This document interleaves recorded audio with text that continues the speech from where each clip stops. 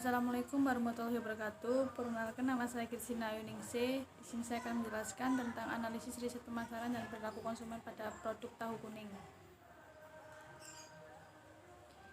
Riset pemasaran, teori pemerintah menjelaskan hubungan antara jumlah barang yang diminta dengan harga dan patuh pada hukum permintaan. Hukum permintaan menjelaskan apabila harga suatu barang naik, maka jumlah barang yang diminta oleh konsumen akan turun. Sebaliknya, bila harga turun, maka jumlah yang diminta akan meningkat. Oleh sebab itu, hubungan antara harga dan jumlah barang yang diminta adalah negatif. Topik tentang komoditas tahu kuning. Tahu merupakan hasil olahan dari kedelai yang disenangi oleh manusia karena harganya terjangkau dan juga merupakan salah satu jenis pangan murah dan enak. Tahu berasal dari Cina dan telah menjadi makanan populer masyarakat di Indonesia. Tahu merupakan makanan yang selalu hadir setiap harinya, baik itu merupakan lauk pauk, pendamping nasi, baik itu tanpa olahan maupun dengan dimodifikasi menjadi bentuk pangan lainnya yang berbasis tahu.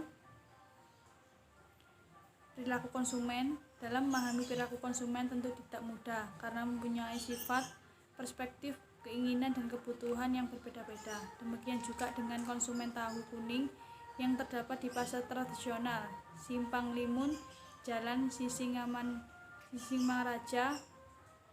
Konsumen tahu kuning memiliki pandangan yang berbeda terhadap atribut, ukuran, rasa, kemasan, kandungan, dan gizi. Tahu kuning yang dianggap makanan pokok sehingga pada akhirnya dapat mempengaruhi perilaku konsumen dalam melakukan keputusan pembelian. Apakah produk tahu? Tahu kuning atau yang dikenal dengan sebutan tahu takwa adalah tahu yang berwarna kuning yang disebabkan karena air rendaman tahu dari kunyit. Tahu kuning merupakan makanan khas kota Simpang 5 karena sentra pusat pembuatannya banyak dijumpai di Simpang 5. Tahu kuning memiliki unsur protein kedelai. Kandungan nutrisi untuk setiap 113 gram tahu mengandung 86% kalori. Di samping itu, pada setiap 113 gram juga terdapat beberapa nutrisi yang terkandung di dalamnya, antara lain kalsium 39,7%, mangan 34,5%, zat besi 33,8%, protein 18,3%, omega 3,15%, fosfor 11%. Alasan kenapa saya mengambil produk tahu kuning? Di sini saya memilih tahu kuning karena tahu ini merupakan salah satu kebutuhan pangan, banyak diminati semua masyarakat dan ditemui di pasar-pasar dengan harga terjangkau. Dan di sini saya akan melihat beberapa minatkah pada produk tahu tersebut dengan perilaku konsumen yang ada. Analisis riset pemasaran. 1. Ada kekuatan pada usaha tahu kuning ini. Banyak pembelian di tempat tersebut karena sudah memiliki pelanggan. Yang kedua, kelemahan. Tidak setiap hari pelanggan yang membeli di pasar. Yang kedua, kelemahan di setiap hari pelanggannya yang berminat di pasar. Yang ketiga, peluang banyak usaha yang menjual tahu kuning tetapi pembeli lebih suka membeli di pasar. Yang keempat adalah ancaman, banyak pesaing sejenis sehingga takut pelanggannya pindah ke pesaing lainnya. Ini adalah gambaran kuesioner yang saya buat. Ini adalah hasil kuesioner, terdapat 22 responden. Untuk identitas responden saya menyantumkan beberapa kriteria: nama, umur responden, sekitar 19-30 responden, yang paling banyak pada usia 20 responden.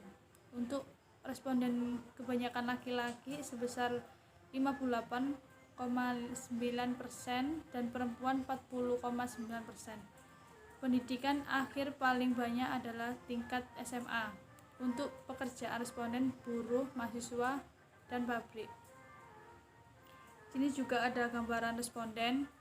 Saya akan menjelaskan tentang pembahasan terkait kuesioner yang di atas.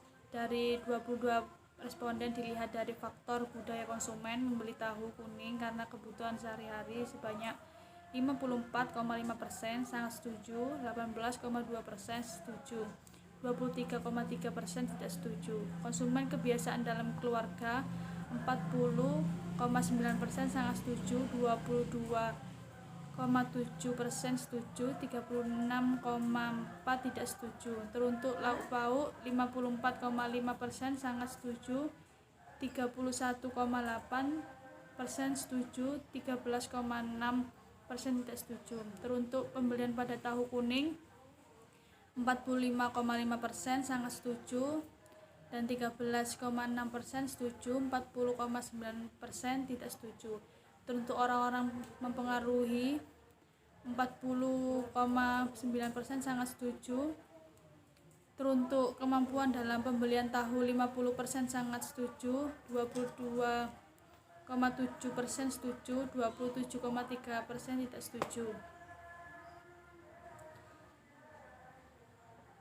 Hasil dan pembahasan analisis karakteristik sampel. Sampel merupakan komponen yang paling penting dalam sebuah penelitian. Karakteristik sampel harus sesuai dengan tujuan penulisan sebuah penelitian. Sesuai dengan judul, maka yang menjadi sampel dan penelitian ini adalah konsumen yang membeli tahu kuning dengan jumlah 22 orang dari keseluruhan sampai yang jumlah 22 orang ditentukan secara acak. Karakteristik sampai penelitian dibedakan berdasarkan jenis kelamin, usia, tingkat pendidikan dan pendapatan.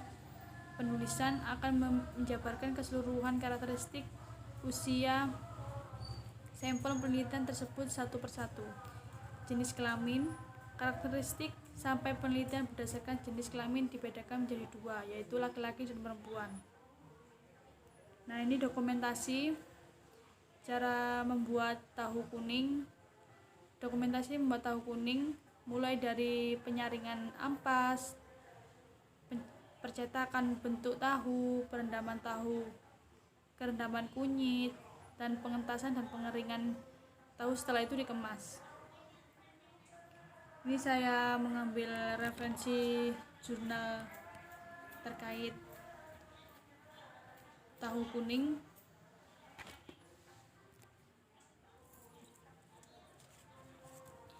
Sekian pemaparan dari hasil riset pemasaran dan perilaku konsumen. Saya ingin undur diri. Apabila ada salah kata, kurang sopan, mohon maaf.